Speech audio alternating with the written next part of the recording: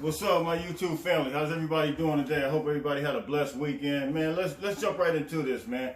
There's some things that's going on right now that's really kind of, I'm gonna say it's kind of almost being swept under the rug, man. And the reason I say that is because you're not hearing a whole lot about it. And you know, if it was a school like USC, man, this thing would be all over the place, man. But the situation is with LSU, man. And you see the title, LSU alleged allegations, and then we want to talk about that, and then we want to kind of deal with some NIL stuff, man. This deal that happened with this young kid that's in high school still. But look, man, LSU was dealing with some alleged allegations, man. And you know, I want to see if it's going to be a double standard, because the NIL deal, you know, as far as the athletes getting money, the NIL deal wasn't in place until June June 2021. And so these allegations happened, I believe, during the national championship with Odell Beckham. Some of you guys probably heard the story where Odell Beckham was actually giving out money. I think it was approximately around $2,000 to like 4 players. So it'd be $500 per player. However, rules are rules. Rules are in place. And if you guys recall, man,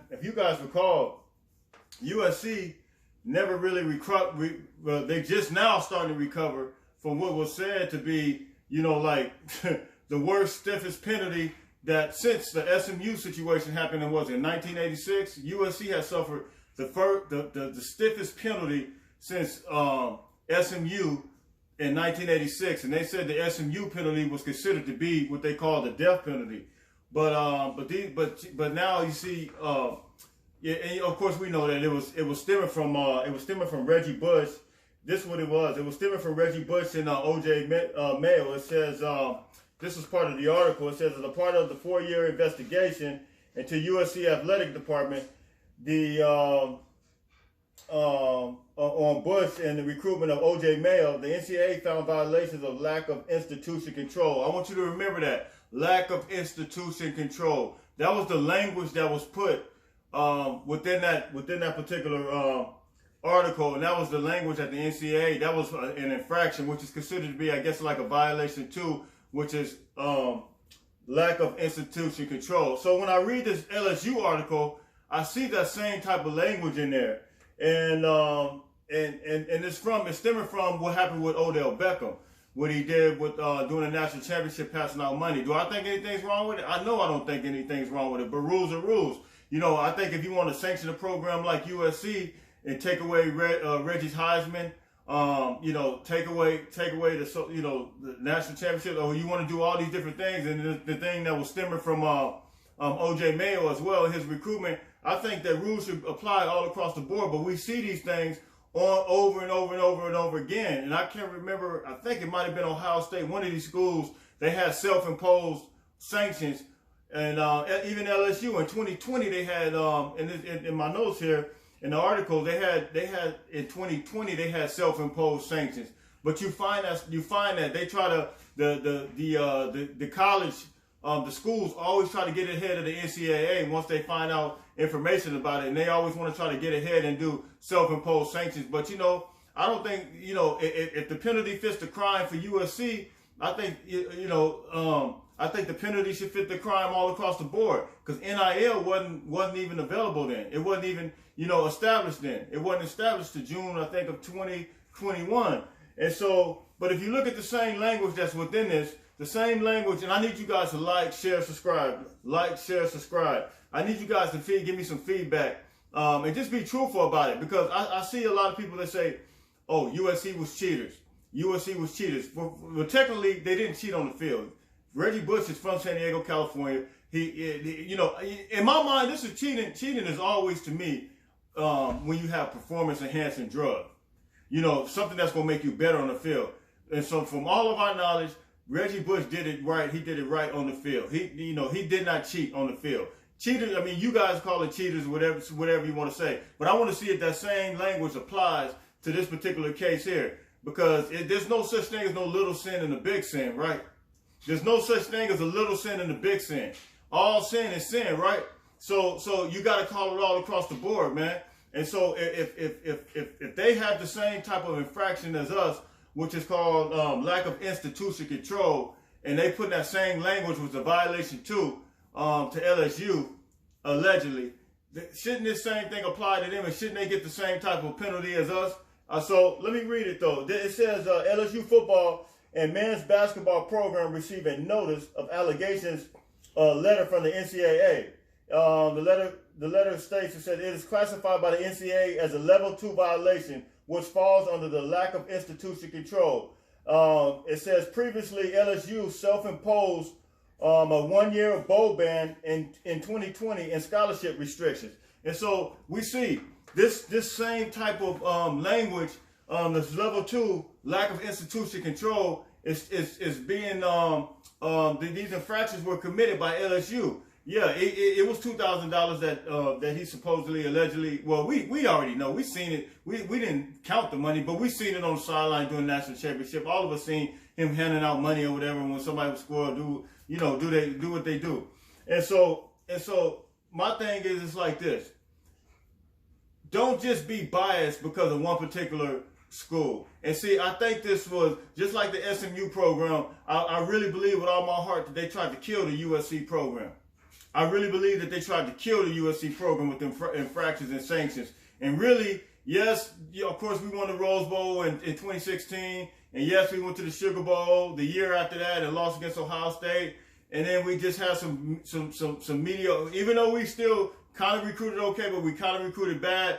You know, my thing is like, we just kind of been just floating around ever since those infractions happened. And so my thing is like, we really just now recovering, and this whole league and rally, with Caleb Williams, this whole thing is really just putting us really back on the map to where we just now coming out, all the way coming out of this thing and the exposure. So now we can just do away with all the old sanctions and the old lack of the full class, the recruits that we're supposed to be able to get. I mean, all these penalties. I mean, because that hurt our program a lot. So to be able to, but that just lets you know how powerful the USC brand is. The brand itself, you got several brands that are just top brands, but USC, and I went through this in one of my videos, you have what they consider 8 blue blood programs, 8 blue blood programs. And of course, USC is really one of those blue blood programs that they consider to be the top. And because of that, they were able to sustain throughout these years, even though those sanctions were put on them. And so my thing is that let's see what happens. Let's see if this is swept under the rug. Have you heard a lot about this? I need you guys to like, share, subscribe. Have you guys heard any information about this alleged NCAA investigation by LSU? And what do you think their penalty should be? Yeah, for us it looks like it's minor, but the same type of language. Level 2, infraction, violation, lack of institution control. I need you guys to like, share, subscribe. I need your feedback on that. I need you to give me some real feedback because, it really... to us as USC fans, we never felt like it was a fair deal. We always felt like it was a raw deal that was presented to us, that was given to us, just because Reggie's family might have received some money. And like I said, that wasn't cheating on the field. That was just some money. Now you got NIL deal. Now they don't even want to get a man his Heisman back. Now that they got NIL deals, the NCAA still wants to try to block him because if he get his Heisman back, that's gonna be more publicity. That's gonna be more shine on the University of Southern California, and they know that. Why not give them? You got NIL deals now, and that's what I'm gonna get into. My other story. You got NIL deals. I'm transitioning to this other story. You got NIL deals that is going through the roof. Of course, we know about Caleb Williams, but now here's another one. We got this guy today, man. This young kid in high school, Miko, quarterback. And I believe he's going to sign with Tennessee, but this is an unprecedented. He signed he signs an $8 million deal, and he's only a junior high school. He's for the class. He's really coming out the class of 2023. I mean, this is unprecedented. So now you got all these high school kids signing these deals. You got the kids getting money even while they're in high school. Now, it's one thing if you have somebody like Caleb Williams who's in college. But we got these guys signing deals in high schools. Do you think the NIL is going wild? Like, share, subscribe. I need you guys to talk to me. I mean, I'm good with it, man. You guys good with it? I'm good with it. Because I know what programs gonna benefit from this. I know what programs gonna really, unless these programs really start coming up with the money like Texas A&M, I know schools like Southern California is gonna really benefit from this. So you guys tell me what you think. Has the NIL gone wild with this one? Check this out. And so here it is right here. This is it says, college football recruiting continues to test the bounds of the NCAA permissions for players to get paid for their name and likeness. On Friday, The Athletic reported that a high school junior has signed a deal that will pay as much as $8 million by junior year of college. The Athletic was allowed to review the contract under the agreement that the outlet would not report the identity of the player or the school's NIL collector. The player will be paid $350,000 and then receive monthly payments that will escalate to a number greater than $2 million per year once he begins college. The Athletic reported the class of 2023 athlete will make public appearances, take part in social media promotions, and perform other NIL activities. It is believed to be the largest individual NIL deal signed by non-professional athletes. Listen, this guy is still in high school, man. He's still in high school, and he's going to receive $350,000, and it's going to keep progressing until it reaches $8 million. Man, do you think the NIL has gone absolutely? I mean, do you want recruits that bad to where we're starting to get them the junior year? Has the NIL gone wild in your opinion? I want to hear you guys' opinion. I need you guys to like, share, subscribe. I want to know what you guys' thoughts are.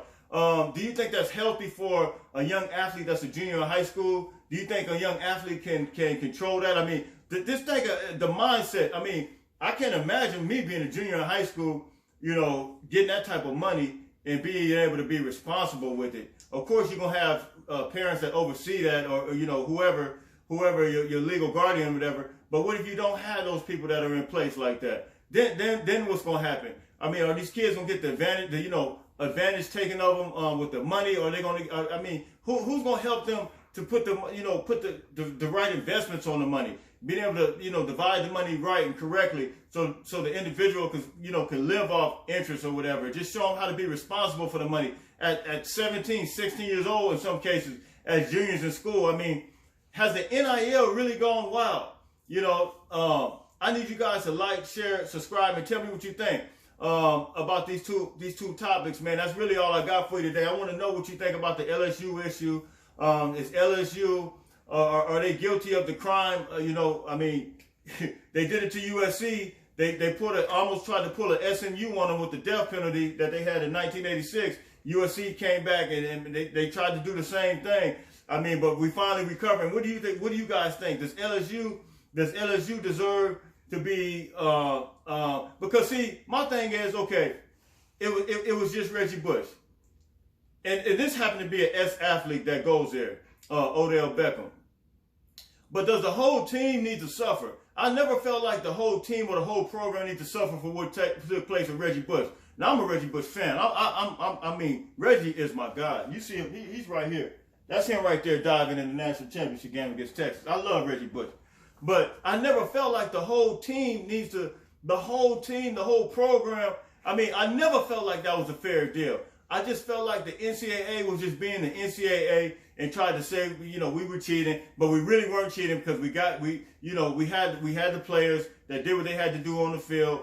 And you find that this stuff happens in all programs. It happens in all programs, but they wanted to sanction us the way they wanted to sanction us just because. But now we're going to see, because a lot of those SEC schools are in good with the NCAA. So we're going to see if the rule fits for LSU as well. We're going to see if the rule fits, because you cannot just penalize one program from one region and one area, one coast, like the West Coast, and then you have somebody doing it in the South, and because you guys are in good with the NCAA, they don't get the same type of penalties.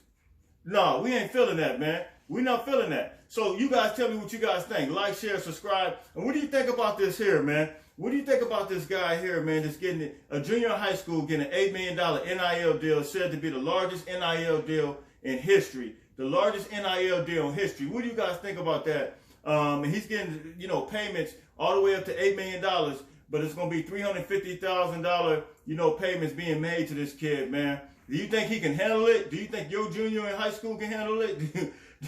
Do I think my son can handle it? I mean, wow, you know what I'm saying? So, look, man, that's all I got for you guys, man. Like, share, subscribe.